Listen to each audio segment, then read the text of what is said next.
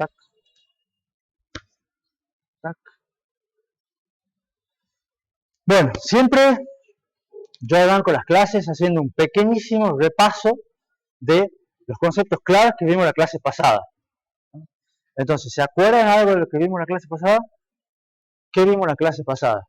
Vimos que hay 4 tipos de computadoras en general, que eso se va moviendo, no es una regla estricta, y que en general todos tienen distintos compromisos entre performance, costo y consumo de energía. Y a su vez tienen distintos objetivos, se diseñan para diferentes cosas. Después vimos que a pesar de que son computadoras muy distintas en todo ese en objetivo, costo, performance y demás, todas tienen los mismos 5 componentes. Procesador con camino de datos, control, memoria, sistema de entrada y sistema de salida. Son las mismas 5 partes que tiene que tener toda computadora que se conoce. Son esas que están ahí. Después nos enfocamos un poco en lo que es la memoria, pero no vimos algo del tipo de memoria y todo lo demás, pero yo les mostré o les comenté el principio de localidad. ¿Se acuerdan algo del principio de localidad? Tenía 2 aspectos, temporal y espacial. ¿Por qué les quise dar en la primera clase el principio de localidad?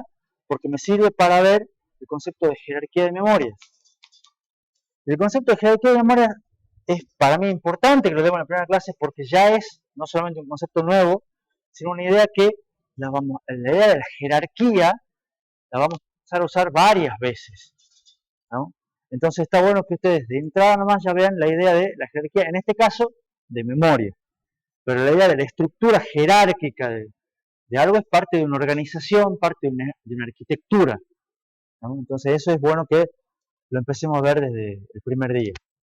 ¿Qué es la jerarquía de memorias? La idea es brindar una ilusión a través de esa jerarquía de que la memoria es muy grande, muy barata y muy rápida. Cosa que hoy en día no existe ninguna tecnología que cumpla las 3 características esas. Si el día de mañana alguien inventa algo y tenemos una memoria que pueda ser grande, rápida y barata, habrá que ver si la jerarquía sigue valiendo la pena o no. No digo ni que sirva ni que no sirva, pero las cuestiones que hoy son ya, mañana no sabemos. Depende, si alguien inventa algo nuevo, habrá que ver cómo se reformula. En esa ilusión, la idea es que el procesador apunta a, o solamente tiene contacto con la punta de la pirámide, que es la memoria más chica y la más rápida. Entonces, cuando el procesador pide un dato, la idea es que la mayoría de las veces devuelva esa memoria rápida. ¿Cómo se hace eso? Por ahora es magia. Lo vamos a ver en demasiado detalle más adelante, ¿no? Pero quédense con la idea, ¿no? Y la otra idea muy importante de la jerarquía de memoria es que es transparente el usuario final. ¿Qué quiere decir que es transparente? Que ustedes cuando el procesador pide un dato, no sabe en qué nivel de la jerarquía está ese dato. No es que le dice, a ver, memoria RAM, vos dame un dato, o no, este dato lo voy a buscar el disco dame el dato. El procesador dice, dame el dato que está en la sección de memoria 1.000.000. Si se lo da el caché, la RAM, el disco, o está en un pendrive, no lo sabe. A ustedes no les importa, ¿no? La diferencia va a ser que a veces va a ser más rápido, a veces va a ser más lento. Pero él no tiene idea. Eso es, el mecanismo es transparente. Se hace por hardware y por el sistema operativo. Buen día. ¿Estamos claros hasta acá?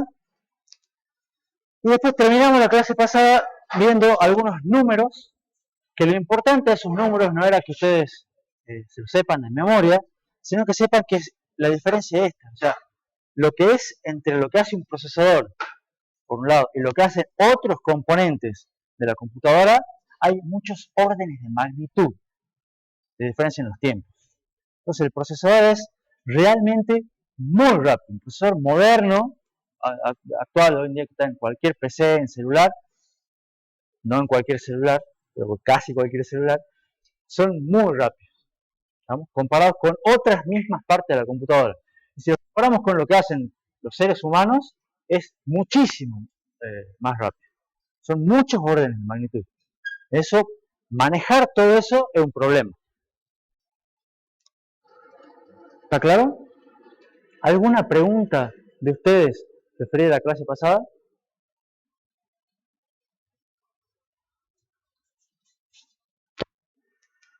Bueno, esta es una diapositiva que es breve, un poquito descolgada, la clase de hoy, pero que sirve para que todos hablemos el mismo idioma y manejemos una convención de prefijos.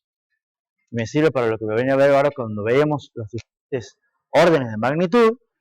Tiene que ver con esto, que son los kilobytes y estos nuevos, entre comillas, no sé si ustedes ya los habían visto, que son kilobyte, megabyte, todo lo demás, pero en potencias de 2 y las potencias de 10. Esto hasta hace unos años era medio intercambiable y era medio un lío. Y después se empezó a estandarizar y después se empezó a usar, ¿no? ¿Cuál es la diferencia? Las potencias de 10 son estas, los kilo, mega, giga, tera, que ustedes conocen normales, y las potencias de 2 son la misma, pero le agregamos la I latina en el medio para saber cuándo estamos hablando de potencia de 2 y potencia de 10. ¿Qué es lo que pasa? Cuando vemos computación y cuando vemos arquitectura de computadoras, estas se mezclan bastante, ¿no? Y cuando ustedes trabajan con bytes de electrónica, de las que vamos a ver nosotros en arquitectura de computadoras, de tamaño de memoria y esas cosas, normalmente son estos, son potencias de 2. Entonces yo digo, ¿cuántos bits necesito para direccionar un kilobyte? Que en realidad es un kilobyte, y estamos hablando de, necesito 10 bits, porque con 10 bits puedo direccionar 2 a la 10. ¿Está claro? Entonces estamos hablando de kilobyte o kilobyte binario. ¿Me siguen hasta ahí? Pero cuando ustedes compran un disco rígido ¿de cuántos tienen ahora? 2 teras. Si ustedes compran un disco que dice 2 terabytes, ¿es binario o es decimal? Es decimal, ¿no? ¿Por qué? Porque simplemente a los de marketing les conviene, porque esto es más fácil. Entonces 2 terabytes del disco es en realidad 2, bueno, no sé cuántos millones, o sea, son 10 a la 12, o sea, son 1.000.000 de millones de bytes, pero con ceros, son potencias de 10. Cuando ustedes dicen, he contratado 100 megas, ahora puedo poner en mi casa, ¿son megabytes potencia de 10 o potencia de 2? Primero son megabits, pero no importa, o megabytes, no importa. Pero son potencia de 10 o potencia de 2? De 10. ¿No? Todo lo que ustedes manejen puedan comprar, puedan, o venga alguna cuestión de marketing, algún anuncio, alguna propaganda, todo lo demás, todos son potencia de 10, porque es lo que la gente entiende. Todo lo que ustedes como ingenieros tengan que construir, fabricar y demás, son potencia de 2, porque es lo que realmente funciona. Después está la mezcla, ¿estamos?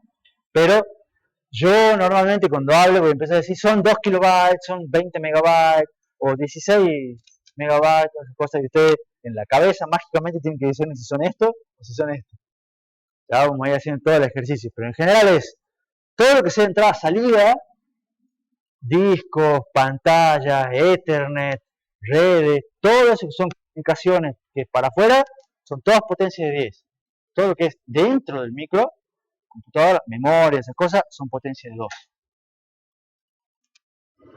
¿Está claro más o menos? Esta última columnita es porque siempre en general estas son más grandes que estas. Una teoría es que también utilizan el sistema decimal porque da la sensación de que da lo mismo que el sistema binario cuando en realidad están dando menos. Claro, por eso es una cuestión de ilusión. Porque en general uno planteaba, cuando estaba acá en los kilobytes, decía, ¿cuánto es 2 a la 10? Es 1024. Más o menos 1000. Entonces, está parejito y uno se hace la idea que un kilobyte de esto son más o menos 1000. Pero a medida que te va agrandando, la diferencia es cada vez más grande. Entonces, cuando uno compraba discos de 20 megas, era más o menos lo mismo. Pero ahora cuando estamos con un disco de 2 teras ya no es lo mismo. ¿Vamos? Entonces ya hay una diferencia. Y esto les pasa que ustedes compraban un disco de 1 tera, lo formatean y cuando van a poner ya no tienen 1 tera. ¿Les pasa o no? Tienen menos. Compraban un disco, si quieren un SSD de menos, compran un SSD de 500. Bueno, no tiene 500, tiene 400. Y esa es esta diferencia. ¿Les pasó? Sí, más o menos. Entonces, esta es la clave. Todo lo que es externo, decimal. Lo que es interno, micro que manejan, se construye, es binario. ¿Vamos? Después, como son latencias de órdenes de magnitud diferentes, son convenciones diferentes, y hay que manejar todo eso. Arquitectura de computadoras, una definición, llamémosle, es que, o la idea, una idea, es que consiste en disimular las enormes diferencias de latencia y de ancho de banda que hay entre todas las distintas partes. El procesador hace una cosa, la memoria hace otra cosa, la disposición trasera hace otra cosa, y todo tiene que funcionar armónicamente. Y para nosotros, tengo que apretar un botoncito acá, y se tiene que pasar la diapositiva que ustedes están viendo, inmediatamente, instantáneamente, y no hablamos de cuando ustedes apuntan en el Valorant o en el Fortnite, alguno de esos, tiene que suceder en el acto. ¿No? Y eso tiene que funcionar bien, rápido, eficiente y transparente. Ustedes no saben la cantidad de cosas que pasan de que ustedes aprietan el clic en el mouse y el disparo sale realmente. ¿Vamos? Y ahora, ¿cómo hacemos para disimular todas esas enormes diferencias? Hay un montón de cosas. Y en la materia vamos a ver algunas técnicas. Pero vamos a ver cosas como paralelismo a nivel de instrucción, cómo se hacen muchas cosas al mismo tiempo. Vamos a ver algo de eso para que funcione bien. Vamos a ver ejecución fuera de orden. Vamos a ver ejecución especulativa. Vamos a ver la jerarquía de memoria y los múltiples niveles de caché. Cómo eso va haciendo que todas las diferencias se puedan disimular mejor. ¿No? La idea es que vamos a ver, o no vamos a ver, arquitectura está medio organizada, por decirlo así, en lo que es un modelo por capas. El modelo por capas nos encantan a los ingenieros. Ustedes lo deben haber visto o lo van a ver en varias materias. ¿Puede ser? ¿Por qué nos encantan a los ingenieros los modelos por capas? Algunos, quizás más viejos, más cosas, diría, porque somos como los ogros. Porque los ingenieros somos como las cebollas también, tenemos capas. ¿Algunos han casado el chiste? Bien. Los que no han casado el chiste les falta ver películas, digamos. Las capas nos sirven para manejar diferentes niveles de abstracción. Y abstracción es un concepto que es fundamental para los ingenieros. Ustedes ya lo van a ver o lo han visto en ingeniería de software, lo van a ver también en fundamentos de redes, lo van a ver en arquitectura de computadoras. Porque la clave siempre es abstraer. ¿Qué significa la abstracción? Concentrarse en lo que es importante en este momento. Y lo que está por debajo no me interesa. Lo que está por encima no me interesa. Pero me interesan los puntos de interfaces entre lo que tengo por encima y lo que tengo por debajo. ¿Se entiende? Entonces, eso permite focalizarse en un determinado aspecto y independizarse de los demás. Entonces, nosotros vamos a manejar muchas capas y vamos a ir saltando entre capas. Pero lo importante es que ustedes en cada capa se concentren en esa capa. ¿No? En este esquemita simple vamos a tener capa de software de aplicación, software de sistema y el hardware. O sea, a la larga todo se ejecuta en hardware. ¿Qué es este software de sistema que dice acá?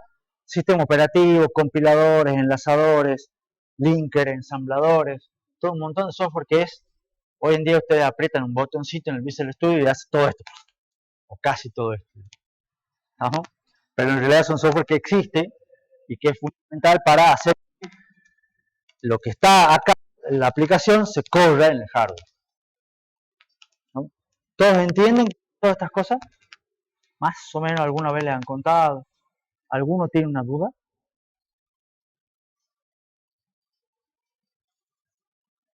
Bueno, de todas maneras, no es parte de la materia ver qué es un compilador, un link, sino que lo vamos a ir mencionando a veces, porque nos interesa un poco su función, sus características, nada más.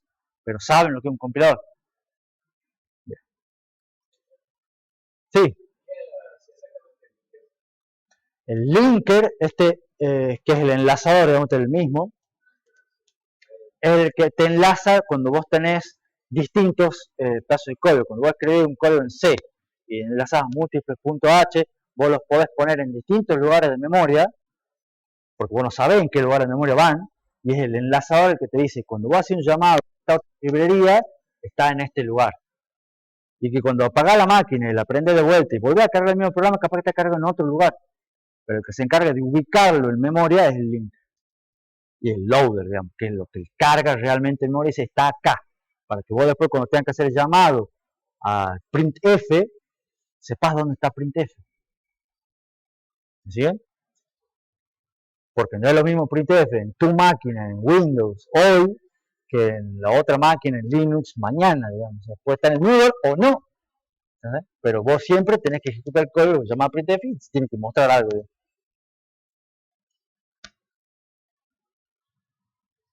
Otra noción general que vamos a ver es la de los distintos niveles de código que vamos a manejar en la materia. ¿Y qué es lo que manejamos más o menos? Lenguajes de alto nivel. Entonces se supone que la teoría de partido más o menos entienden algún lenguaje de alto nivel. No me importa cuál, pero ustedes tienen que poder escribir un código más o menos así, un pseudo código, aunque sea, y poder leerlo e interpretarlo. ¿Vamos? Ya sea que sea C, C++, Python, Java, cualquiera, me da lo mismo. ¿Vamos?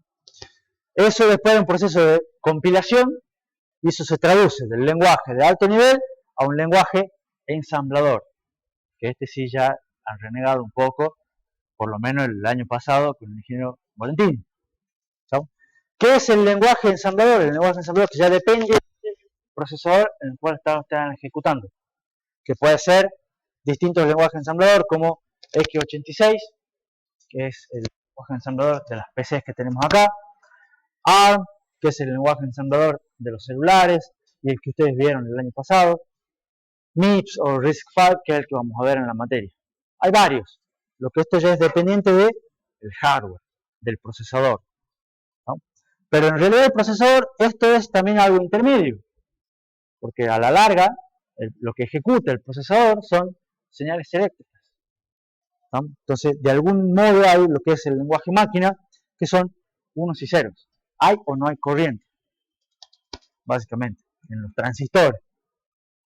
Nosotros, ya nadie va a llegar hasta acá, pero sí vamos a ver algo de cómo esto se traduce a esto. ¿Vamos? Un poquito. Vamos a manejarnos en los tres niveles. Sí.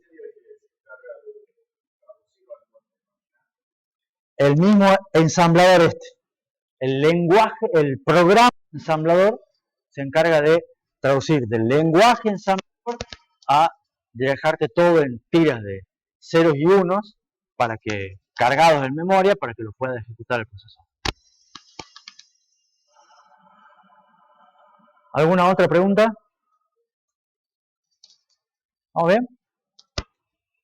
Y acá tenemos otro dibujito con las mismas o con otras capas, pero la misma idea. Pero este tiene más conceptos que me parecen peores, por eso va el dibujito. El otro era más abstracto, este tiene más detalle. ¿Qué tiene acá? Capas de abstracción de vuelta.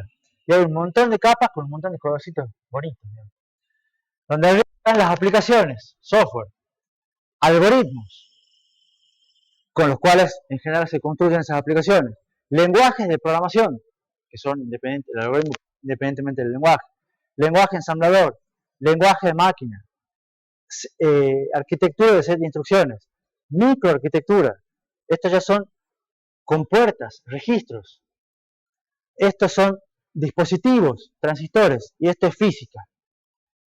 ¿Estamos? Todo eso es parte de una computadora. Son distintas capas de abstracción de una computadora. La idea es que ustedes, a medida que van bajando por acá, van incrementando la complejidad, en el sentido de que es más fácil programar que hacer esto de acá de la física. O los dispositivos, el diseño de los transistores. Por eso, programar, hay más gente hoy en día programando que diseñando cosas, fabricando cosas en Intel y AMD. ¿No? Sí. Esto de acá, ya llego, dame un segundito. Ahora, la idea es que a medida que ustedes van subiendo en la pirámide, es donde van aumentando el nivel de abstracción. Entonces, por eso es que en cierto modo es más o menos complejo, más fácil manejarse en estos de arriba, que son más populares hoy en día. Y acá hay una cuestión de que tenemos que todos estos de arriba son, que uno más o menos puede decir, software. Esto se programa, esto es software. Todo esto de acá es hardware. ¿No? Y a donde ya voy a llegar a la pregunta de Tomás, pero ustedes fíjense, algo de acá, esta capa de abajo, voy a poner de este lado, pero vean después los que no están presentes, esta capa de abajo es lo que ustedes han empezado viendo en las materias de física. Después han visto materiales y dispositivos, que han visto acá. Después han visto electrónica digital o diseño lógico, que es esta, más o menos. Y después han visto, por otro lado, programación. Y después han visto estructura de datos y algoritmos.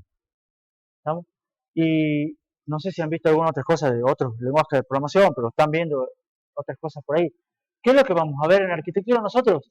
Desde el lenguaje ensamblador, código de máquina, arquitectura de serie de instrucciones y microarquitectura. Vamos a ver más o menos estas 4. ¿Estamos? Y no solamente vamos a ver esas 4, sino que vamos a ver cómo se coordinan los distintos niveles. Vamos a ver qué pasa si yo cambio acá el resto, o al revés, cómo puedo hacer algo en el algoritmo, en el lenguaje o en el programa para poder aprovechar mejor lo que tengo por debajo. O al revés, ¿qué pasa si yo hago un cambio por acá o me afecta arriba? ¿Se entiende? Entonces vamos a ver distintas interacciones. Y también vamos a ver esto de cuál capa es mejor para intentar resolver un problema. Ustedes a veces se van a encontrar con un problema de ingeniería, van a decir, ¿qué es mejor? ¿Hacer un programa que me lo resuelva? O ya tengo un programa y tengo un problema. ¿Qué hago? Escribo otro código, cambio el algoritmo, cambio el lenguaje, cambio el sistema operativo, cambio el procesador, le pongo más RAM. ¿Se entiende? ¿Cuál va a ser la mejor solución para intentar resolver un problema? Y ahora sí, vamos a la capa verde, que era la duda de Tomás. ¿Cuál era la duda de Tomás? ¿Por qué eres arquitecto de instrucciones?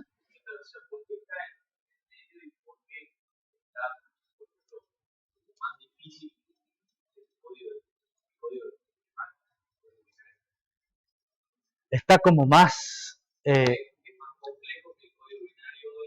porque la idea de esto es que esto se va a traducir en base a lo que te diga la arquitectura de serie de instrucciones. La arquitectura de serie de instrucciones es como se diseña, digamos, el lenguaje de máquina en el cual vos vas a programar el micro. Entonces después vas a escribir el programa, el lenguaje máquina del micro, y después vas a escribir el ensamblador que te va a traducir de lenguaje assembler al lenguaje máquina. Y después vas a escribir el compilador que te va a traducir del lenguaje de alto nivel al lenguaje assembler. Pero esto es diseño. ¿Entendés? Y por eso fíjate que esto está curiosamente en el medio. ¿No? Y eso, ahí en este cosito nos vamos a centrar un montón nosotros. Porque es justamente el medio. ¿No? Es donde estamos entre mitad hardware y mitad software. Y vamos a estar a veces de un lado, a veces del otro, con una pata en cada lado. Entonces lo vamos a ver a veces desde el punto de vista de hardware, a veces desde el punto de vista de software. Y yo decía, pero esta instrucción me sirve, pero fíjate que tiene más compuertas. Y ahí es donde estamos, justo en el diseño de esto, es lo que nos va a permitir todo lo que está para arriba. y se va a apoyar en todo lo que está por abajo. ¿Se entiende? En esto tenemos como 2, 3 temas nosotros de la materia. Ya vamos a ver. Pero es cómo se es el camino de datos para implementar esta arquitectura de serie de instrucciones. En lo que has visto, vos has visto el sistema con micro. Has visto el SRC1. ¿Han repasado el sistema con micro o no? Levanten la mano los que no repasan el sistema con micro. Porque todos mueven la cabeza y dicen, sí, con la mano en el corazón. ¿Cuántos han repasado el sistema con micro entre el lunes y hoy? Ninguno. Pero ¿se acuerdan algo? El SRC1. El SRC1 tenía un camino de datos. Y sobre ese camino de datos ustedes generaban que se ejecutaban en distintos pasos. ¿Vamos? Entonces, las instrucciones eran parte de esta arquitectura de serie de instrucciones. Entonces vos tenías una suma. Y tenía la microarquitectura, digamos que era el camino de datos y el control que te permitía ejecutar esas instrucciones en ese camino de datos. Pero vos después decía, el ingeniero Valentín te ha dicho, bueno, pero ¿cómo lo puedo hacer mejor? Le pongo otro bus y hacíamos el SRC2. ¿Se acuerdan? Hay recuerdo en el medio de la pesadilla. ¿No? ¿Pero ustedes cambiaban las instrucciones? No. Las instrucciones eran las mismas. Ustedes ejecutaban la misma instrucción, pero en otro camino de datos. ¿Y qué hacían? ¿Qué es lo que cambiaba? Se hacía más rápido. Pero esto era lo mismo. Pero esto no. ¿No? Y después había otros que decían, bueno, vamos a cambiar el acceso a memoria y le ponían, puede ser otro, en práctico creo que han visto, le ponían otros registros para que el acceso a memoria sea independiente o el acceso a instrucciones sea independiente del acceso a datos, algo así. Y agregaban más registros o más bases. ¿Y qué cambiaban? ¿Cambiaban las instrucciones? No, pero lo hacían más rápido. Cambiaban la microarquitectura para hacer que esta instrucción se ejecute más rápido. Esa es la idea de la microarquitectura. Y de eso vamos a ver un montón. De esto vamos a ver un montón, de esto vamos a ver un montón. De todas esas que están en el medio. ¿Alguna otra pregunta? ¿Se entendió la idea? Y creo que sea una de las últimas diapositivas de este tema. Tiene que ver con influencias en la arquitectura de computadoras. ¿Y a qué apunto con esto? Que arquitectura de computadoras no es muy descriptivo el gráfico, pero no se me ocurrió otra forma mejor de hacerlo. Es que es una materia o una rama, una disciplina que tiene varias influencias y varias fuerzas. Pero lo importante de todas esas influencias es que son todas dinámicas. ¿En qué sentido? Que van cambiando con el tiempo y las cosas de hoy no son las mismas de ayer y seguro que no van a ser las mismas de mañana. La arquitectura de computadoras, como lo que hace es coordinar distintos niveles, la coordinación va cambiando. ¿Vamos? Entonces, hoy en día, si ustedes programan, ¿en qué programan? ¿Qué lenguaje están de moda hoy? Python. Python hace 10 años no existía. Y dentro de 10 años no tengo idea si seguirá existiendo. O será tan popular. ¿Vamos? Y hay un montón de lenguajes de programación. Todos van generando nuevas necesidades, nuevos requerimientos. Lo mismo con tecnología. ¿Vamos? Hoy en día ustedes pueden acceder a ciertas cosas que hace 10, 15, 30 años no existían. ¿Vamos? Entonces, la evolución de la tecnología va generando que a la arquitectura de, pero esto hoy me sirve, pero mañana no sé. O lo que me servía hace 20 años, que era una buena idea, ya había quedado obsoleta. Tengo que buscar nuevas ideas para ver cómo coordino ahora. ¿Se entiende? Entonces, todo, tanto lenguaje de programación, tecnología, aplicaciones, que estos también van cambiando, sistemas operativos, que van cambiando también, todos son nuevas cosas que en general me empujan para adelante. Me hacen que la arquitectura de computadoras avance y mejore y cambie para bien. Pero por otro lado está lo que es la historia, que le puse así, que es cosas que tiran para atrás. Por eso está la flechita roja. ¿Por qué? Porque me frenan la evolución. ¿Por qué? Porque que ustedes tengan un código escrito hace 20 años, que puede ser un lenguaje obsoleto, que quizás ya no se programa, ya no se enseña, o hace 40 años si quieren, es un código que hay que descartar, capaz que no, es un código que funciona, se sigue ejecutando. Entonces, ¿qué es lo que tiene que pasar hoy en día? Ustedes diseñan algo nuevo y se tiene que seguir ejecutando por cuestiones de compatibilidad. No pueden cambiar, borrar de un plomazo todo el software escrito desde hace, no sé, 70 años que se escribe el software, o 60 años. Pasa con, no tanto con home banking, que a la larga eso diría que es moderno, pero pasa con los cajeros automáticos. ¿Sabes? Con los cajeros automáticos tienen un software escrito hace 50 años, que cuando empezó los primeros cajeros automáticos, y hoy en día ustedes dicen, bueno, se puede modernizar la interfaz, cambia la computadora que tiene adentro, sin duda que se va cambiando, pero las transacciones originales son las mismas, la de los bancos, la de los aeropuertos, muchas cosas se mantienen de hace 50 años y van a seguir siendo así, ¿no? Porque se las hizo así en su momento, funciona, y el mundo funciona gracias a un montón de código que está escrito hace un montón de años, y eso tiene que seguir funcionando, ¿no? Porque no puede ser que tu código deje de funcionar. Entonces, esta cuestión de compatibilidad, ¿no? Siempre frena un poco. Vos tenés que hacer algo, pero ojo con el que ya estaba. A veces se puede tirar y decir, bueno, listo, que lo haga de vuelta. Y otras veces no. ¿No?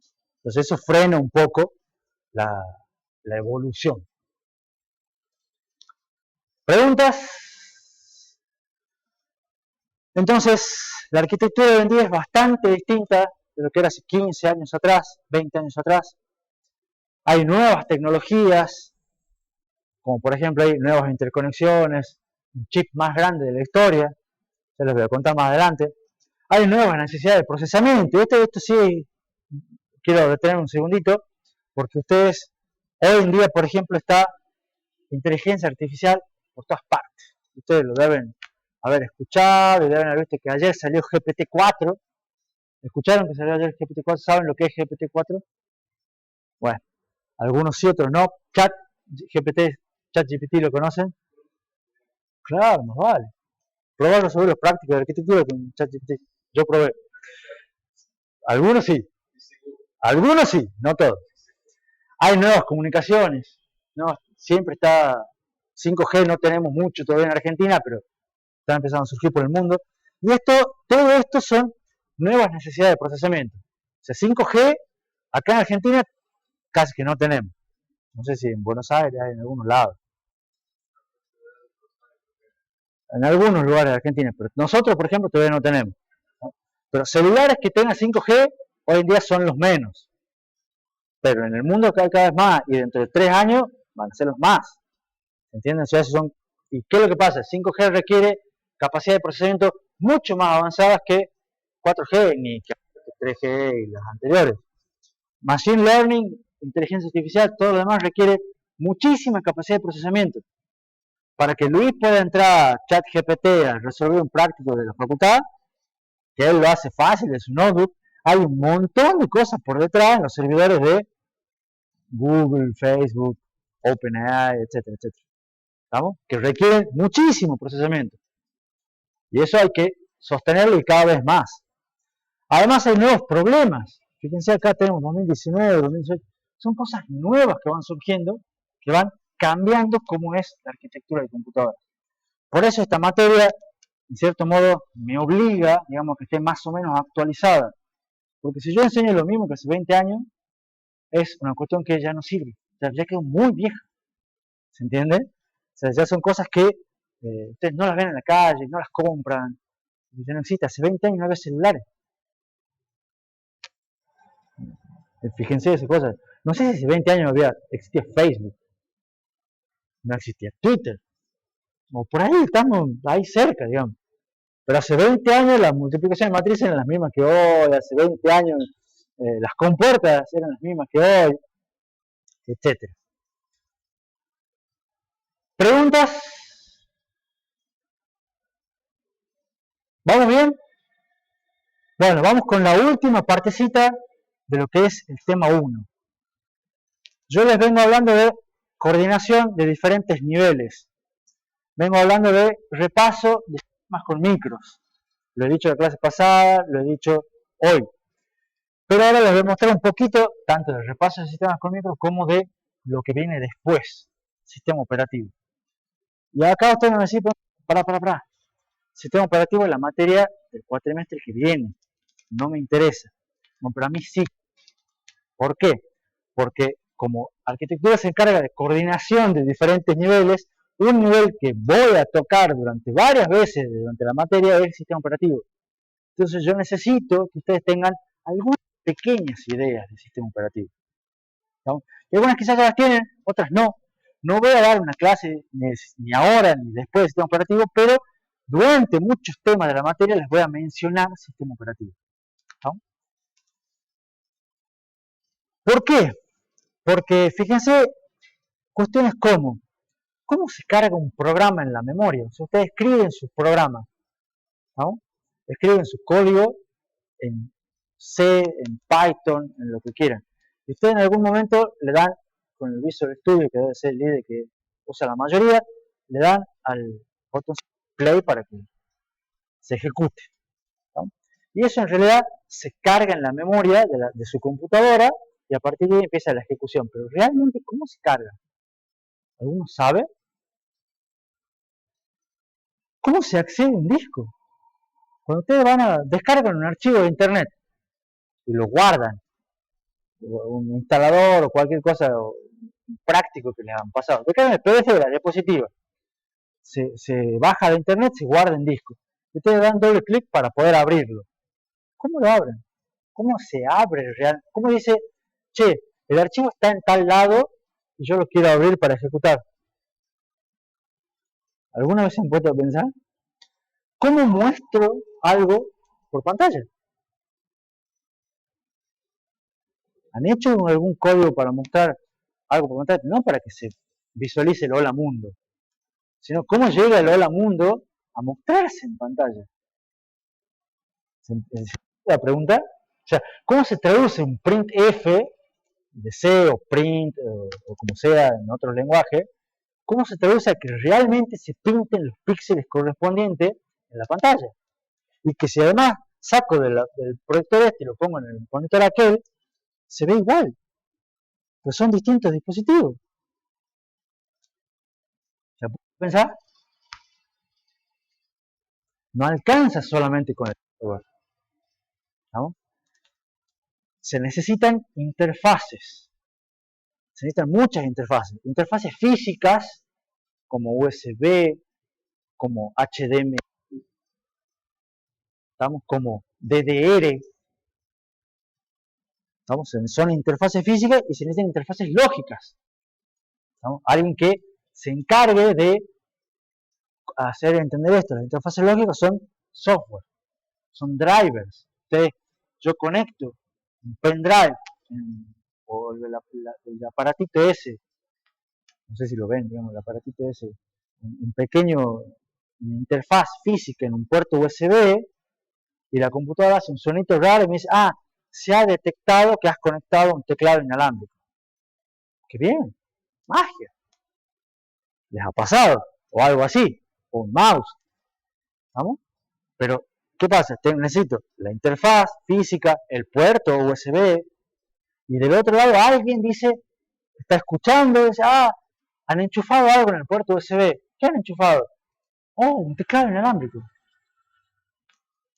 ¿No? Alguien lo hace. ¿Quién lo hace?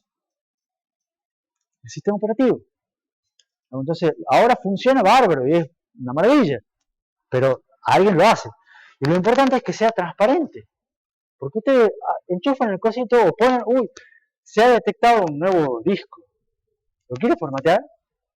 Sí, ok, clic, ¿no? Pero son cosas que hoy en día son lo más transparentes posibles. Y no solamente necesitamos esa interfaz, necesitamos que todos los recursos que tiene una computadora, que el uso sea eficiente y que sea compartido. Porque no hay un solo programa que quiera acceder al disco, hay un montón. Si ustedes ponen, en este caso en Windows, en Linux, che, ¿cuántos programas están corriendo en este momento? Les aparece una lista larguísima. ¿O no? No sé si lo han probado. Y la idea es que todo ese uso de los recursos sea equitativo, que no haya nadie que consuma, no haya Chrome que se consuma toda la RAM, ¿no? Que sea seguro, que no haya nadie, no haya virus que se metan en otros programas, que sea confiable, que sea transparente, que sea simple. ¿Y quién hace todo eso? Eso lo hace el sistema operativo, ¿no? Y ustedes lo usan, pero alguien lo tiene que hacer. ¿Cómo lo hace, o cómo hace muchas de esas cosas el sistema operativo? Utiliza un concepto que me interesa que lo sepan, que es el concepto de multitarea. ¿Lo han escuchado en el concepto de multitarea? Sí. ¿Lo manejan en el concepto de multitarea? Vamos a ver si. ¿Cuál es la idea? Un programa eventualmente necesita. Ustedes quieren abrir un archivo que acaban de descargar de internet, la diapositiva de clase. Entonces lo van a ver, ¿dónde está en la diapositiva de clase? En disco. Entonces hacen doble clic, pero el acceso a disco, ya vimos en la clase pasada, son órdenes de magnitud mucho más lento que el procesador. ¿Cuántos ciclos demora un acceso a disco? Millones, miles de millones. Entonces, ¿qué hacemos mientras? O sea, yo le doy clic, estoy esperando que se abra, necesito ese acceso a disco. ¿Qué hace el procesador? Si yo tengo mi programa y mientras espero el acceso a disco, ¿qué hace el programa? Si la respuesta es no hace nada, entonces ¿qué es lo que pasa? Tengo millones de ciclos en los cuales el procesador no hace nada. ¿Eso es eficiente? No. Entonces, ¿qué puedo hacer en esos millones de ciclos? Si yo no puedo hacer otra cosa, yo hice doble clic, estoy esperando para abrir ese archivo. ¿Qué puedo hacer?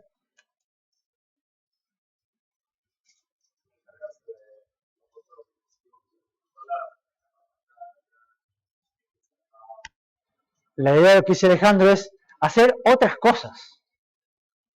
¿Vamos? Así como reflejar la pantalla, todo lo demás, ustedes no se están, podría ser algo mucho más simple que mientras estén haciendo clic para eso, además están escuchando música. Por ejemplo, reproduciendo música con Spotify o alguna de esas cosas. Y además también tienen abierto Discord, por si hay cosas de la facultad, no, pero si hay alguno que está chateando con algún amigo, ¿no? Y además tienen el navegador, siempre está abierto, ¿no? Porque es donde descargaron el archivo. Y además tienen, y si ustedes ven, tienen un montón de programas abiertos. Porque seguramente tienen el Visual Studio Code porque no está haciendo algo y lo dejan abierto, van a cerrar, digamos. ¿O no? ¿Estamos? No, no es como Pipeline. Porque la idea es que ustedes, en vez de esperar mientras un programa tiene que esperar, la idea es que podemos hacer otras cosas, otros programas. Pero son programas distintos, ¿estamos? Que se ejecutan, y pongo comillas, al mismo tiempo. ¿Por qué? Porque están todos ejecutándose al mismo tiempo, pero en realidad, ¿cuántos procesadores tienen ustedes? Normalmente uno. Tal vez puede tener muchos núcleos, no importa, pero normalmente tiene un procesador. ¿No? ¿Y cuántos programas tenés vos ejecutándote ahora en esa máquina? Anda, control escape, control shift escape, control alt escape, uno de esos. No sé. ¿Qué tal la nuestra tarea? No. Menciona, ¿cuántos procesos tenés? 50. ¿Cómo tenés 50 procesos ejecutados al mismo tiempo? ¿Vamos? Porque la clave acá es esa que dice ahí. Es concurrente. ¿Vamos? No es pipeline como esbozó Jean Paolo, que se tiró el piletazo, no le salió, pero la idea estaba. La idea es, la palabra clave es concurrente. ¿Qué es concurrente? Que en realidad no se están ejecutando al mismo tiempo. ¿Estamos?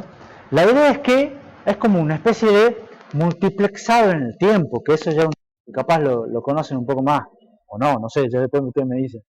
La idea es que se ejecuta un intervalo chiquitito de tiempo, y después se saca ese programa y se pone otro. Y se saca ese programa y se pone otro. Y se saca ese programa y se pone otro. Y se saca ese programa y se pone otro. ¿Me siguen? Entonces, en realidad, el procesador ejecuta, ¿qué es lo que hace el procesador?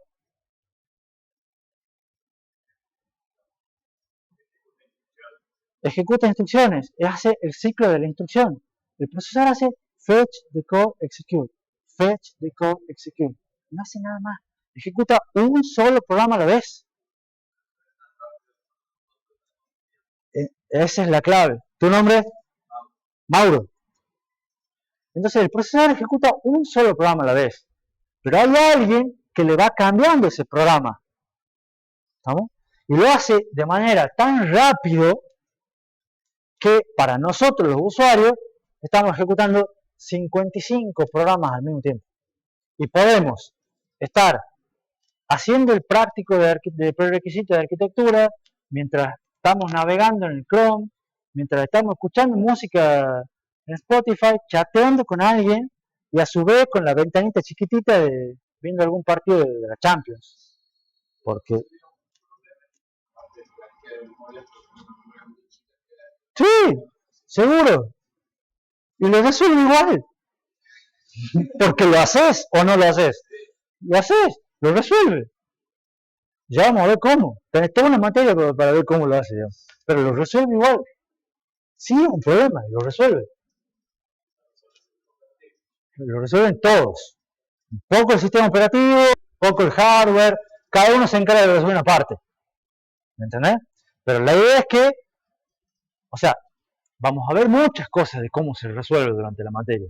Vamos, no les voy a dar ahora la respuesta. Ahora les voy a decir que se resuelve, porque efectivamente Luis está con la computadora y está haciendo un montón de cosas. Y ojo, ustedes en el celular les pasa lo mismo. Ustedes ven cuántas aplicaciones tienen abiertas en este momento en el celular. Si ustedes hacen clic en el cuadrito del medio van a ver 3, 4. Ah, está bien, ponen borrar toda la sierra. Pero en realidad hay un montón de cosas corriendo por detrás. Y con Android pasa lo mismo. ¿Vamos? Entonces, la idea es que se encarga de manejar varios programas que se ejecutan concurrentemente. No es en paralelo, no es en simultáneo, sino es concurrente. Esa es la palabra diferente, porque no se ejecutan exactamente al mismo tiempo, sino que nos genera la ilusión de que se están ejecutando al mismo tiempo, porque se ejecutan muy rápido para nosotros.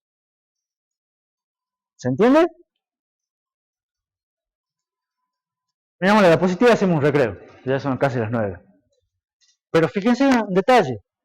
Cada programa que se está ejecutando, cada programa, él cree que está solo. Cada programa dice, yo tengo todos los dispositivos para mí. Entonces yo tengo el monitor para mí, el disco para mí, toda la RAM disponible, yo estoy tranquilo. Cada programa no sabe, y no tiene que saber, que están los demás. ¿Se entiende? Eso es una cuestión de abstracción. ¿Por qué no sabe ni tiene que saber que están los demás? Es una cuestión de seguridad. Porque si yo soy un programa y yo sé que me estoy ejecutando con el navegador, está el navegador y el navegador guarda las contraseñas y yo sé que está el navegador, más o menos puedo tratar de deducir dónde está, dónde guarda las contraseñas y sacar contraseñas. ¿Y cómo se llaman los programas que tratan de saber dónde están los otros programas y tratar de hacer cosas? Spyware, virus en general y todo lo demás. ¿No? ¿Y qué es lo que hace el sistema operativo? Trata de poner antivirus y protecciones y todas las cosas para evitar que, o sea, para generar que siempre cada programa él tenga la ilusión de estar solo, a pesar de ser un montón. ¿Se entiende? Por cuestiones de protección. Ahora, con esto de la multitarea, los programas pueden demorar más en terminar. O sea, si ustedes ponen un único programa que se ejecute, supongamos que demora 10 segundos. Pero en un entorno de multitarea con un sistema operativo, capaz que lo pueden ejecutar y demora 11. ¿Por qué? Y porque a veces puede haber que el sistema operativo le quite algo del recurso del procesador, se lo dé a otro porque justo tenía que hacer otra cosita y después se lo vuelve a dar. ¿Se entiende? Entonces la multitarea y digamos, overhead que produce el sistema operativo en andar sacando programas y poniendo programas, puede hacer que un programa demore más lento. Pero ¿qué es lo que pasa? Va a hacer que en promedio muchos programas se ejecuten más rápido. No sé si me explico. Porque al estar ejecutando un montón de programas de manera concurrente, va a hacer que en un segundo yo pueda hacer muchas más cosas. Entonces, fíjense acá dos ideas que las vamos a ver también en la clase siguiente. El hacer que un programa demore más, me aumenta la latencia de ese programa. Pero va a hacer que en promedio, no sé qué me acabo de decir, pero al hacer que en promedio muchos programas demoren menos, me mejora la productividad. Son dos aspectos que los vamos a ver, no ahora, pero más adelante en la clase que viene. ¿Se entiende la idea de multitarea? Hacemos un break, son 10 minutitos y seguimos.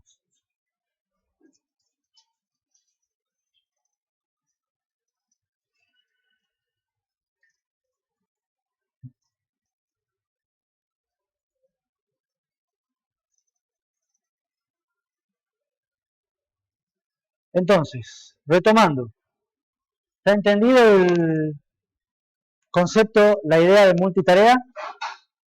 Muchos programas ejecutarse de manera concurrente en el procesador. Ahora, ¿cómo hace? Eso lo hace el sistema operativo. Pero ¿cómo hace el sistema operativo para poder ejecutar múltiples programas al mismo tiempo? Requiere tres cosas, básicamente. Mirá la cara de Alejandro, que debe ser la cara de varios. Para poder hacer eso, necesita manejar prioridades, necesita manejar interrupciones y necesita manejar modos de funcionamiento. ¿Les suenan las tres palabras? Las tres ideas. Calculo que han renegado bastante el año pasado con eso. Pero más allá de si han renegado o no, la clave es ¿quién provee eso? Eso lo provee el que está por debajo. O sea, el sistema operativo necesita manejar interrupciones y prioridades para poder brindar concurrencia y poder implementar la multitarea. Pero el que realmente brinda prioridades, interrupciones y todo demás es el hardware, el procesador. ¿Me siguen? Entonces, de vuelta. ¿Se acuerdan? Yo no voy a, ahora no les voy a hablar mucho de prioridades, interrupciones y modo de funcionamiento. Simple, un pequeñísimo, una diapositiva para estas dos y una más para esta, nada más. ¿No? Porque la idea es, yo quiero creer que por lo menos el concepto ya lo tienen. Entonces, como creo que ya lo tienen el concepto, voy a una pregunta. ¿Puede un programa de usuario modificar las prioridades? ¿Quién dice que no? Alejandro. ¿Luis? ¿Luis o Eugenio? ¿O Luis Eugenio? No, como cualquiera. ¿Cómo te dicen los muchachos? ¿Ah? Luis. Entonces Luis y Alejandro dicen que no. El resto hay acuerdo en que no. ¿Por qué no? A ver si alguno se anima. Ya han dicho que no, tiene razón. No puede. ¿Por qué no puede?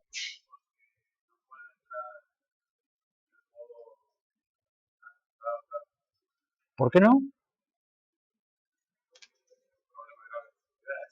Bien, esa es la respuesta. No es porque no puede, es ¿por qué no puede?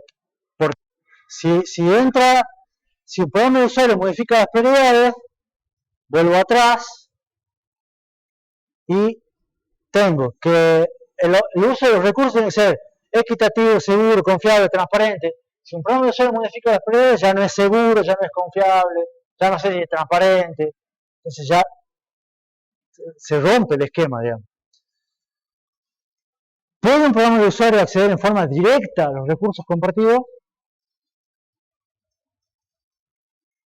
O sea, ¿puede un programa de usuario decir acceder en forma directa al monitor, al disco o al procesador? No, no debería. ¿No? ¿Por qué? Por lo mismo. Porque si yo dejo que un programa cualquiera acceda a algún recurso compartido, ya deja de ser seguro, confiable, equitativo, etc. Entonces no, el que tiene que manejar todas esas cosas es alguien que se encarga, que es el sistema operativo. El sistema operativo es el que maneja esas cosas para poder brindar un uso de los recursos que sea seguro, confiable, equitativo, transparente, etcétera, etcétera. Todo lo que estaba en la diapositiva anterior. ¿Está claro? Ahora, ¿cómo hace un programa de usuario para decirle, che, sistema operativo, mostrame esto por pantalla? Ya que yo no puedo mostrar por pantalla, mostrame esto por pantalla. Porque sí hay mecanismos para que el programa de usuario interactúe con los dispositivos a través del sistema operativo. Y esos mecanismos, uno de los mecanismos es que son las excepciones. O sea, se generan, de algún modo, llamadas para que el programa de usuario diga, sistema operativo, por favor, ¿me podés mostrar esto por pantalla? Y el sistema operativo le muestra por pantalla. Sin tanto por favor, ni tanta cosa, pero le muestra. ¿No? El sistema operativo, ¿me puedes decir qué tecla presionó el usuario? Sí, presionó tal tecla. ¿No? Y ustedes tienen los printf, los scanf, y todo lo demás, y demás librerías y rutinas. ¿Qué es lo que hacen? Ejecutan en medio de su programa, tienen, de algún modo, son eventos que genera, digamos, permite al sistema operativo tomar acciones. O sea, hay cuestiones del programa de usuario que permiten que el sistema operativo haga algo. Y todo ese tipo de acciones siempre empieza con una interrupción, es un manejador de interrupciones, que es un handler. O sea, che, recibo una interrupción. ¿Qué interrupción recibiste? De tal cosa. ¿Qué tengo que hacer? Lo que sea que tengan que hacer según la interrupción recibida. ¿No? O, a su vez, los programas de usuario solicitan servicios al sistema operativo. Anda, por favor, tráeme tal dato de disco, que lo necesito, al archivo que acabo de descargar. Entonces, el sistema operativo, el que accede al disco, se lo pasa al programa para que ustedes lo puedan abrir. ¿Está claro? O sea, se hace todo eso, pero a través del sistema operativo. El que maneja las prioridades y las interrupciones es el sistema operativo. Modos de funcionamiento. Básicamente hay dos. ¿Cuáles son? Modo usuario, modo supervisor. ¿Sí? La idea es que el modo usuario es un modo que tiene restricciones, que no tiene permisos para hacer ciertas cosas. Y el modo supervisor, que es un modo que no tiene restricciones. ¿Sí? Primera pregunta, ¿en qué modo trabaja el sistema operativo? El modo supervisor, modo kernel, modo sin restricciones. ¿Por qué? Porque es el que tiene que poder implementar las restricciones por todo lo demás. ¿Estamos? Ahora, en realidad también los procesadores modernos y las arquitecturas nuevas no tienen dos niveles, tienen muchos más. Intel y todo lo demás tienen una serie de anillos de protección, son un montón. Pero a la larga, el nivel más interno del anillo es el nivel supervisor. El nivel más externo es el nivel usuario, que es el que está más limitado.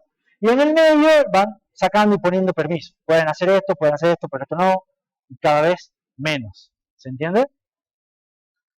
En el procesador, como vemos nosotros en el curso, tiene 3 niveles en su implementación más básica, como para darle una idea. Pero lo importante es que hay niveles de permiso. ¿Y qué es lo que pasa?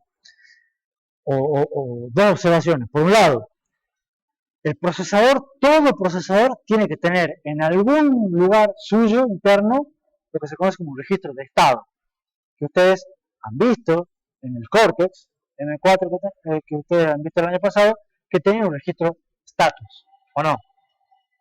Y ese registro de estado estaba con un montón de bits. Y el ingeniero Valentini los atormentó con los bits, que cuántos bits, que para qué sirven los bits y todas esas cosas. Yo no lo voy a atormentar, pero seguro que tiene que haber un registro de estado.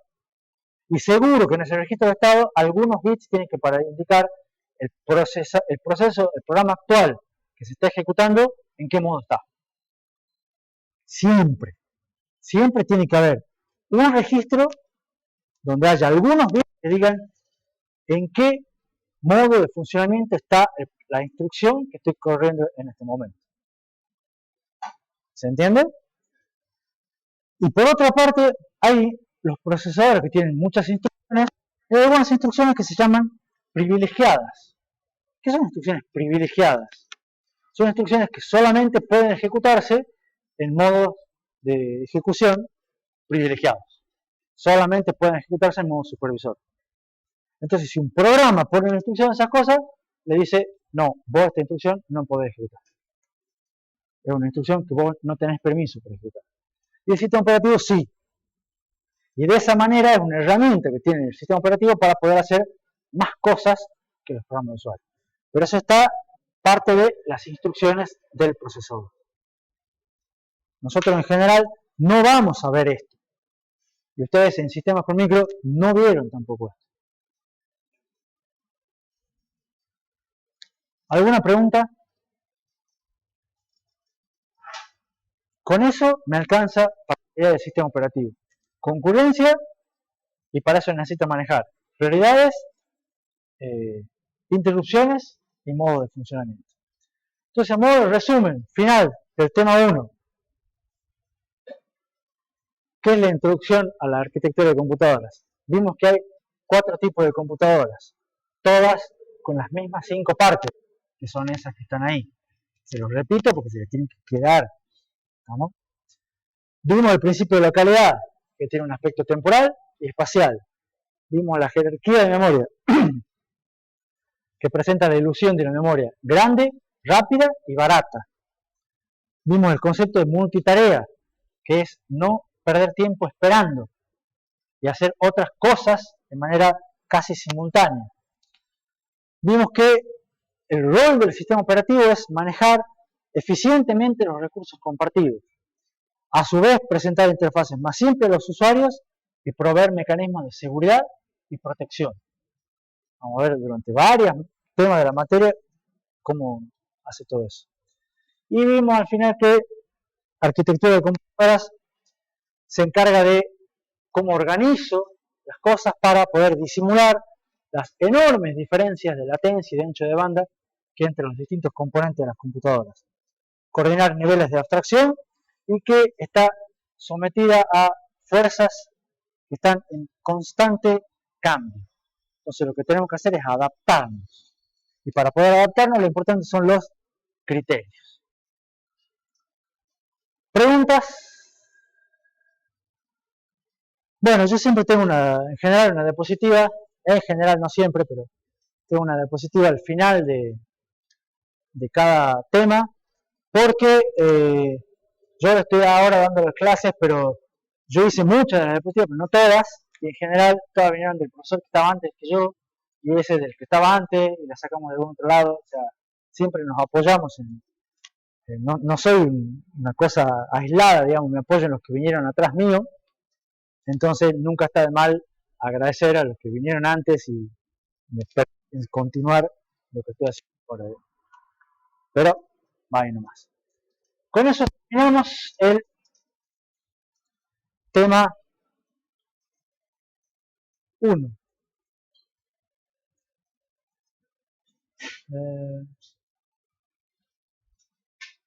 Y lo que vamos a hacer ahora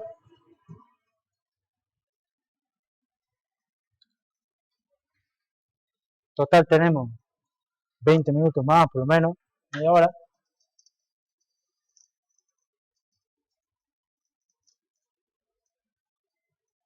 Empezar con el tema 2.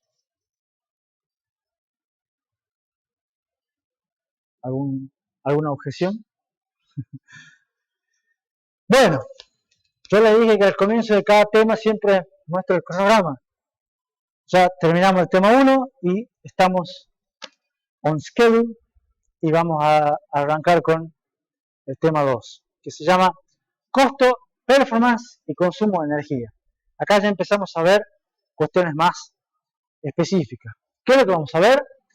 Costo, performance y consumo de energía. O sea, no es muy creativo el nombre del tema, pero sí, yo les había mencionado en la primera clase, también que son 3 criterios fuertes de diseño en arquitectura de computadoras y que se los conoce en inglés como las 3 P, porque son Price, Performance y Power. Power de energía, no de potencia. Y vamos a ver tendencias relacionadas a las 3 cosas y cómo se mezclan los 3. Esto también, siempre en cada tema que empezamos, lectura recomendada, alguien, no le voy a preguntar si han leído el libro, porque ya sé la respuesta, le intuyo la respuesta. Pero por ejemplo, alguien buscó el libro, consiguió el libro, no lo pudiste conseguir. Si ustedes buscan en Discord del año pasado, en algún lado, no sé si en la sala común, ¿ya están todos en Discord? Sí, ya todos ven los canales de arquitectura, todas esas cosas.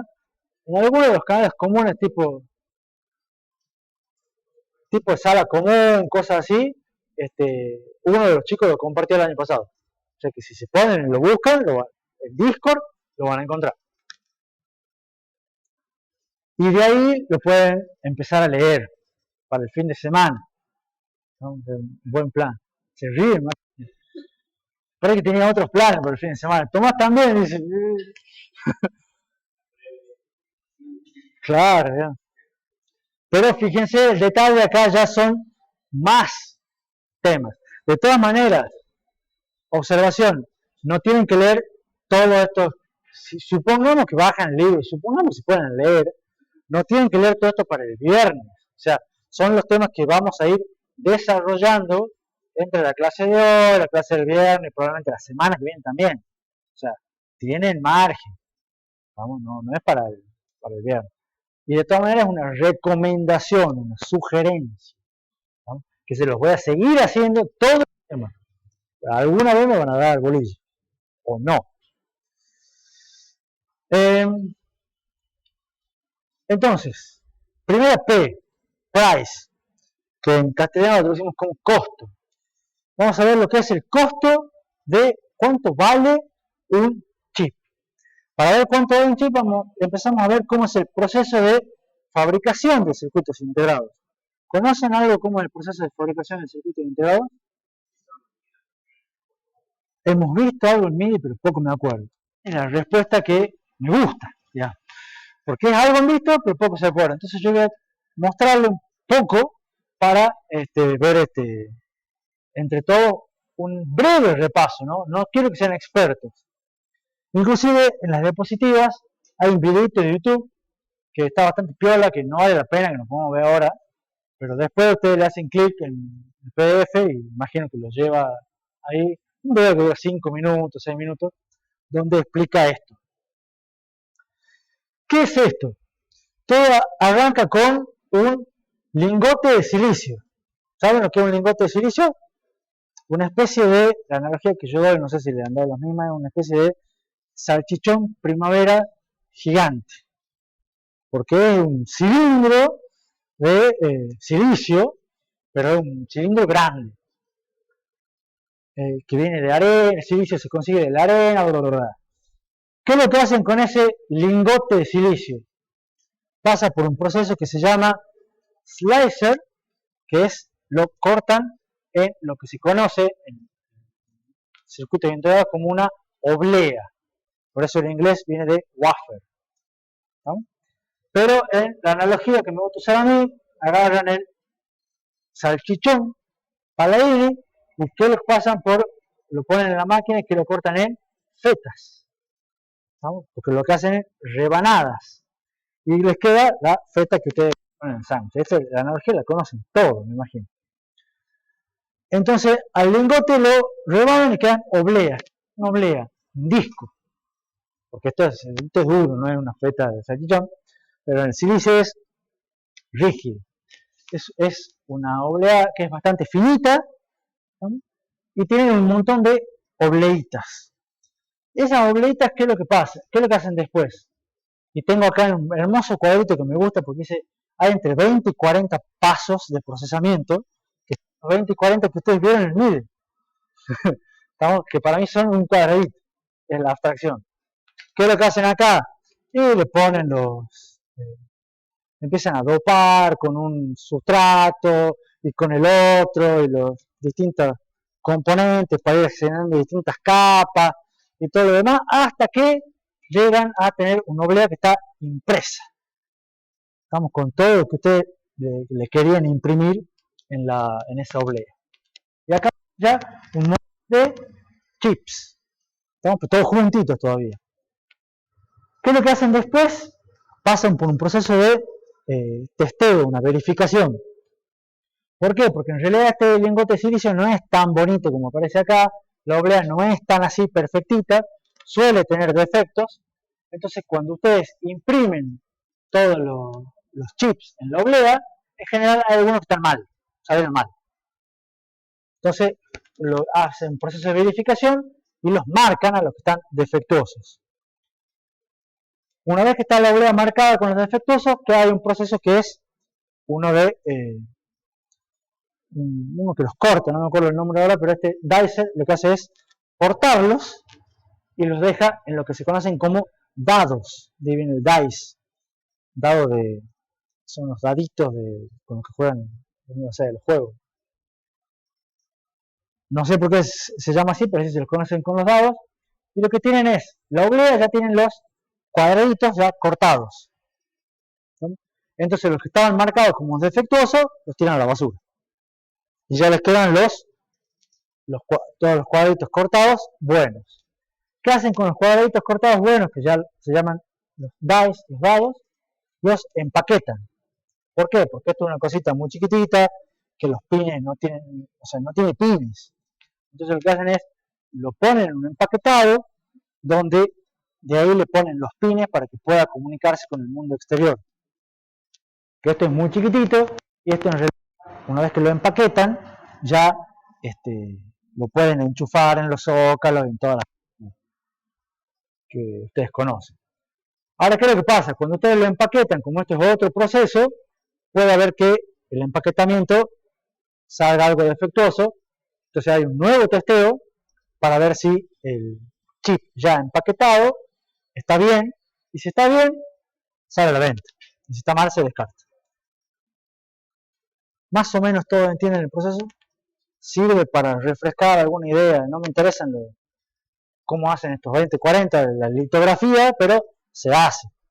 ¿No? Sí me interesa qué es una oblea, qué es un dado, las verificaciones, las impurezas. ¿Vamos bien? ¿Alguna pregunta? Entonces, algunos detalles de la oblea. ¿Habían visto alguna vez una oblea? Fotos. En Allegro, yo he visto una, digamos. Están bastante piolas, digamos. Pero bueno, la verdad es eso, digamos, tipo un CD gigante, digamos, por decirlo así. Como para que usted, acá está con las manos, como para que ustedes tengan una idea de lo que es el tamaño real. Es una oblea, esa tiene un diámetro de 300 milímetros, 30 centímetros, o sea, no es chiquitita. Digamos. Y lo que sí me sirve a mí que ese diámetro es un estándar desde el año 2000. O sea, hace 25 años casi que todo el proceso de fabricación tiene exactamente el mismo tamaño de oblea. Y eso es un detalle importante. ¿Por qué? Porque, por ejemplo, en el año 2011, Intel sacó procesador 7 de segunda generación, hace un montón, en una oblea que en la cual la fabricó, digamos, a la misma oblea, le hizo toda una impresión litográfica y todo lo demás de un proceso de 32 nanómetros. Después vamos a entrar en detalle qué es esto. Y este procesador medía en su momento 20 milímetros por 10 milímetros.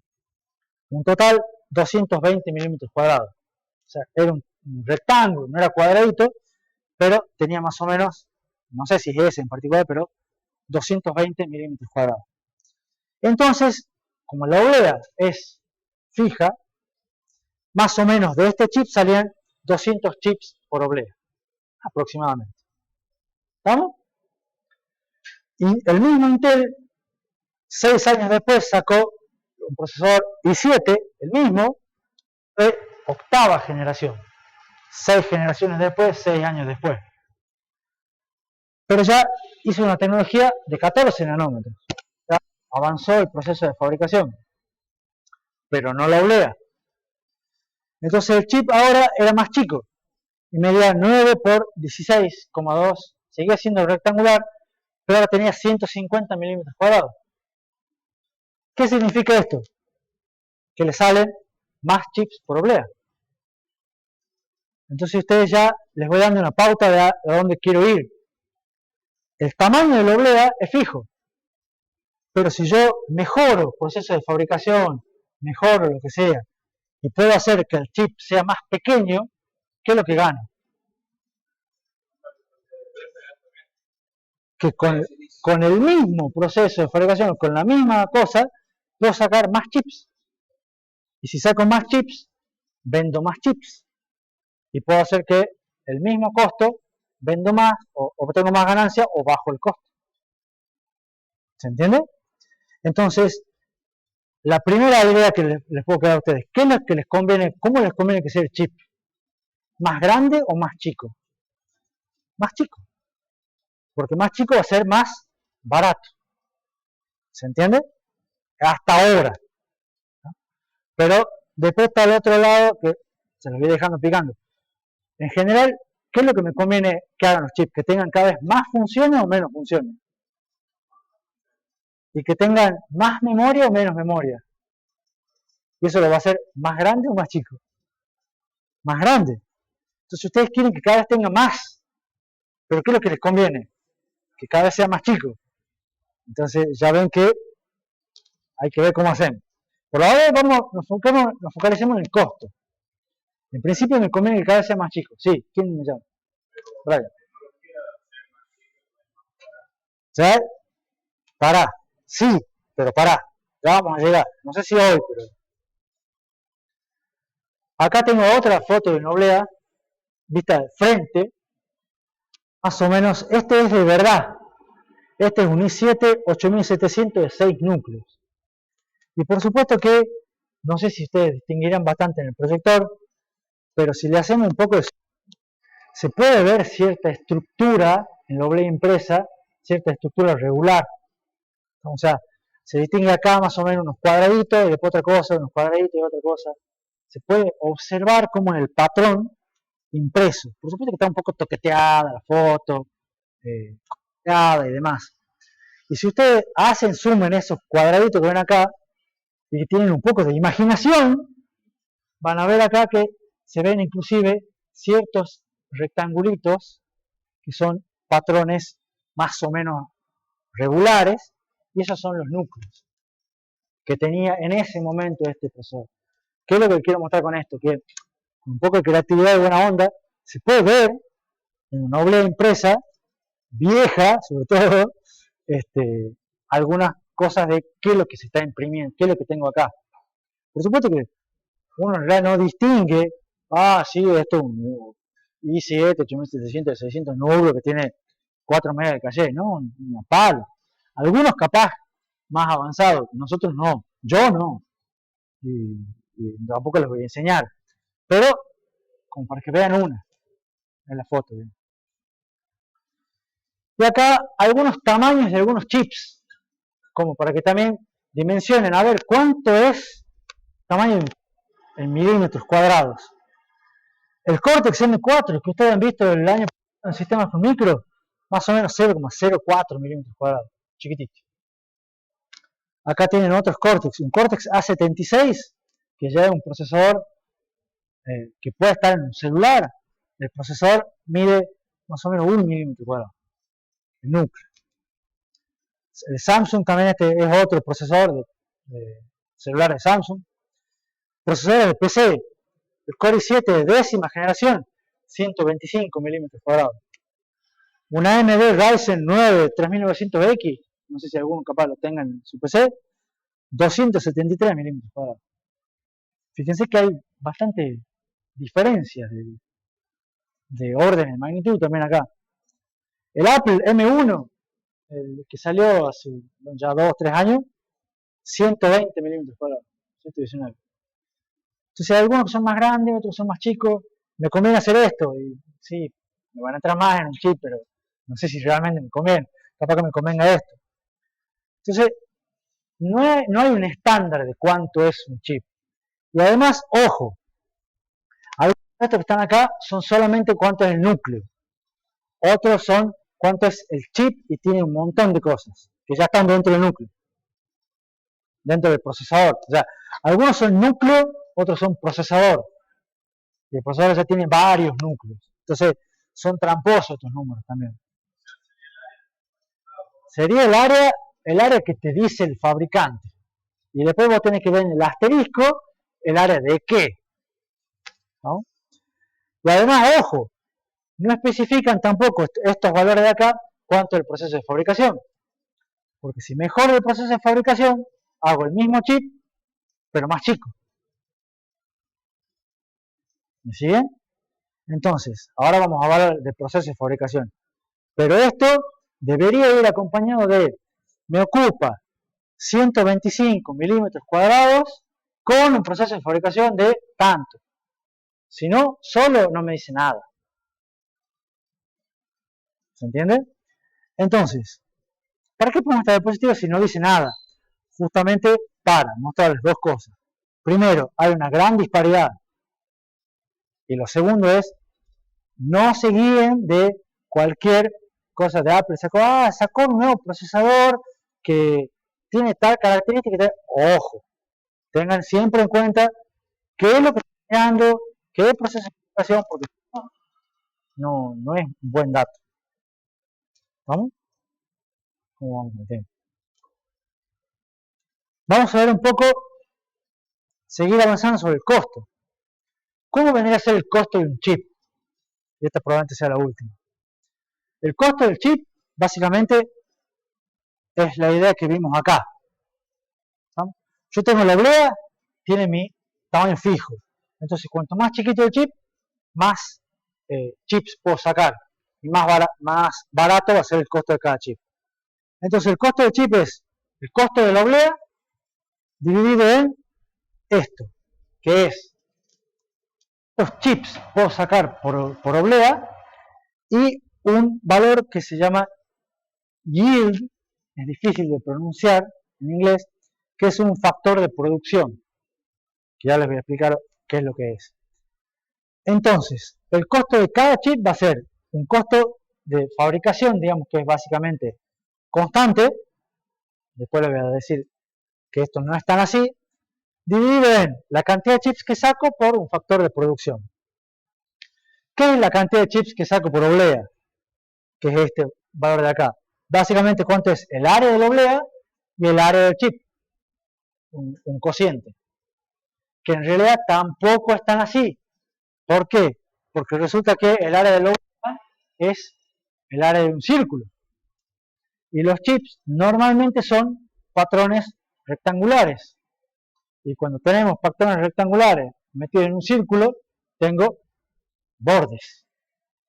Entonces hay una diferencia ahí que tiene que ver con pi y todas esas cuestiones que no vamos a entrar en detalle, pero no es tan así esta división. ¿Se entiende? Porque hay el borde, va a haber que recortar cosas que no me sirven. En lugar hay desperdicio. Entonces aproximadamente es la cantidad del área de la oblea dividido en el área del chip. ¿Y qué es el yield este? Es un factor de producción que, ¿se acuerdan que yo les había dicho en el primer dibujito lo de que un lingote de silicio tiene impurezas? Entonces, ese yield tiene que ver con ese factor de producción, con cuántas impurezas tiene el lingote de silicio en sí o el mismo proceso de litografía de los 40 pasos y todo lo demás, capaz que, hay uno que se hizo mal en la máscara o lo que sea, y hay un chip que salió defectuoso. Entonces, esto depende de la fábrica. ¿Estamos? Y la fábrica va a decir, yo para hacer este proceso y todo lo demás, tengo un factor de producción que normalmente es entre 0 y 1, que me dice cuántos chips salen sin defectos sobre el total de chips. Entonces yo en esta tablero yo podría sacar 400 chips, 390 sin defectos. Entonces mi yield va a ser 390 sobre 400. ¿Se entiende? Va a dar un número entre 0 y 1 que me va a estar modificando la cantidad de chips. O sea, la cantidad de chips que saco por tamaño, además los descarto los del factor de producción. ¿Se entiende? ¿Seguros? Esto en realidad no es un cociente así, como si es una ecuación empírica que depende de cada fábrica. Entonces, Intel tiene su fábrica en Estados Unidos que tiene un factor de producción tanto. Y Intel tiene su misma fábrica para el mismo proceso, pero la tiene en otra ciudad de Estados Unidos y tiene otro factor de producción. ¿Se entiende? Porque el aire en ese lugar es distinto, el lingote que le han vendido esa vez es más puro, entonces anda mejor. Eso depende exclusivamente de cada fábrica. ¿Estamos?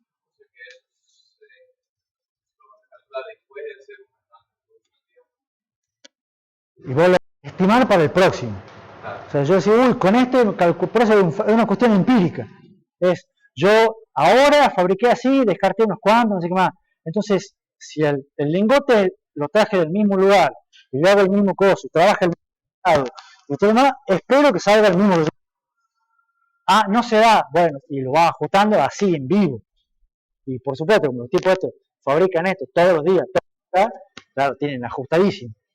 Pero más o menos nosotros es esta idea. ¿Está claro? ¿Alguna otra pregunta?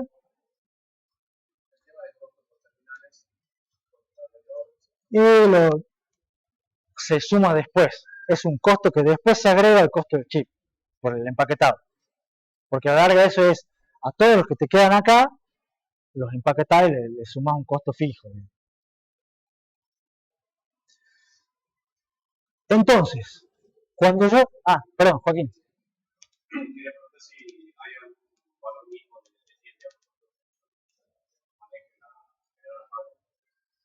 Si maneja algún valor mínimo.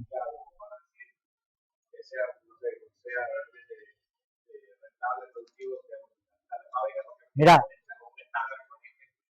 debe haber, me imagino que, o sea, estas fábricas deben tener alguna cosa mínima. No lo sé. Mi sentido común me dice que debe haber un mínimo y que a la hora de por una fábrica deben tener estándares. Lo que pasa es que ni te la cuentan. O sea, si algo les sale mal, lo saben ellos. A ver, por las dudas, ¿ustedes saben cuántas fábricas hay que hacen esto en el mundo? O sea, fabricantes en realidad son 5 o 4. Intel, Samsung, TSMC, que es de Taiwán, ¿estamos? Y debe haber 2 chinos más y algunos más. O sea, no pasa de ahí 6 con toda la furia. ¿Cuántas fábricas tiene Intel? Tendrá así ya planta de fabricación. Intel debe tener 5 o 6. TSMC debe tener 5 o 6. Pero, ¿qué hacen cada una? No lo sabe nadie que no trabaja ahí. ¿Estamos? ¿Por qué? Porque esa es parte de la ventaja competitiva de ellos. ¿Estamos? Claro, si Samsung logra hacer una fábrica cuyo factor de producción sea un 2% mejor que la otra, van a mandar toda la producción ahí. Porque un 2% de mejora en la cantidad de teléfonos que produce Samsung es un montón de guita. Entonces va a empezar Samsung tranquilamente a mandar toda la producción a esa fábrica y va a empezar a ver qué es lo que no está haciendo la otra. Y los demás ni se van a enterar. Porque es una cuestión totalmente interna de ellos. Yo creo que les va a dar ventaja competitiva a Samsung, a Intel sobre AMD o a AMD sobre Intel. Entonces esos valores los manejan ellos. Nada más. Y después te van a decir, hace 10 años yo tenía un nivel de 92%. Porque ya hace 10 años ya estaba, ya eso ya es público. El de ahora, no te lo doy. Ni loco. ¿Me explico?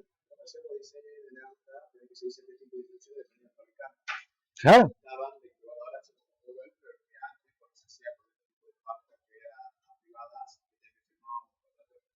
Exactamente. Sí. Como dice él, o sea, vos querés ir a una fábrica, y vos decís, yo quiero imprimir mi circuito en 14 metros. Entonces, esa fábrica te pasaba vos tenés que firmar un contrato con esa fábrica, ella te pasaba unas librerías para que vos utilices las cosas de los estándares de su proceso de fabricación. Si vos después lo querías pasar con otra fábrica, tenía otras librerías y estas eran otras, porque esos son estrictamente dependientes de ellos, digamos. Entonces no es tan así nomás. Sin embargo, me moví un poco por las ramas. ¿Qué es lo que me interesa a mí? Porque estamos hablando del costo del circuito integrado. Me interesa, la idea principal es que nos conviene que los chips sean más chicos. ¿Por qué? Porque si yo reduzco el área de chip, acá yo voy a sacar más chips por oblea. Si saco más chips por oblea acá, va a ser más bajo el costo del chip. Entonces, al reducir el área de chip, bajo la cantidad de chips por oblea, no, aumenta la cantidad de chips por oblea, me aumenta el yield. ¿Por qué me aumenta el yield cuando yo hago los chips más pequeños?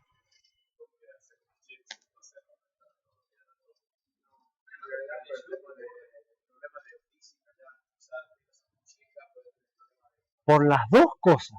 Por un lado, cuanto más chiquito sea el chip, los bordes cada vez son más despreciables. ¿Entiendes? Eso, si quieren, lo podemos dibujar, no sé si hace falta. Pero si ustedes tienen un círculo y hacen un cuadro grande, tienen mucho desperdicio. Se hacen un montón de cuadritos después de lo de la derivada. A medida que van haciendo cada vez pasito más chiquitito, los bordes, los desperdicios son cada vez más chiquitos. ¿No?